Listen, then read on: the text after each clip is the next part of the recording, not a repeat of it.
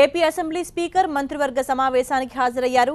వచ్చే నెలలో అమరావతిలో జరగబోతున్న మహిళా పార్లమెంటేరియన్ల సదస్సుకు హాజరు కావాలని కేబినెట్ సభ్యులను ఆహ్వానించేందుకు కోడెల ప్రత్యేకంగా వెళ్లారు.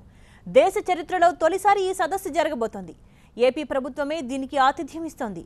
రాష్ట్ర ప్రభుత్వ సహకారం కోరేందుకు సదస్సుకు హాజరు కావాలని ఆహ్వానించేందుకు మంత్రివర్గ సమావేశానికి వెళ్లినట్లు స్పీకర్ డాక్టర్ కోడెల చెప్పారు. తొలిసారి బహుశా ఇండియన్ పార్లమెంట్ హిస్టరీలో నాకు తెలిసినంతవరకు ఒక స్పీకర్ క్యాబినెట్కు వెళ్ళి ముఖ్యమంత్రిని క్యాబినెట్ సభ్యులంతా కలిసి ఒక మంచి కార్యక్రమాన్ని గురించి అప్పీల్ చేయడం ఫస్ట్ టైం.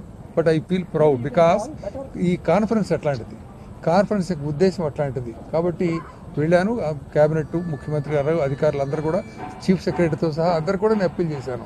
అధికార యంత్రాంగం మొత్తం, లేకపోతే క్యాబినెట్లు, మంత్రివర్గుల సభ్యులందరూ కలిసి చేయాల్సినటువంటి కార్యక్రమం ఇది. విజయవంతం చేస్తాను అందరూ హామీ ఇచ్చారు. They also received very well. I felt very happy to attend to this conference. మేము ఈ కాన్ఫరెన్స్లో పాల్గొనేటువంటి మహిళలు, మాట్లాడే మహిళలను చూస్తే అన్ని రాజకీయ పార్టీలకు సంబంధించిన వాళ్ళని పిలుస్తున్నాను నేను. అన్ని రాజకీయ పార్టీల వాళ్ళతో ఫోన్లో మాట్లాడాను నేను పార్టిసిపేట్ చేయమని. ఎందుకంటే దీంట్లో డిస్క్రిమినేషన్ కానీ ఏం అవకాశం లేదు, అవసరం లేదు. అందరూ కలిసి ఆడబిడ్డలు అందరినీ కూడా మనం గౌరవంగా వాళ్ళు ఎదగడానికి తోడ్పడదాం అనేది నా ఆకాంక్ష. దాని మీద అందరినీ అభ్యర్థించడం కూడా జరిగింది. ఇది government, I told it's hosted by the government of Andhra Pradesh. ఎందుకంటే అసెంబ్లీకి వేరే బడ్జెట్ అంటే ఎక్కడ ఉండదు. So we have to get చూడాలి.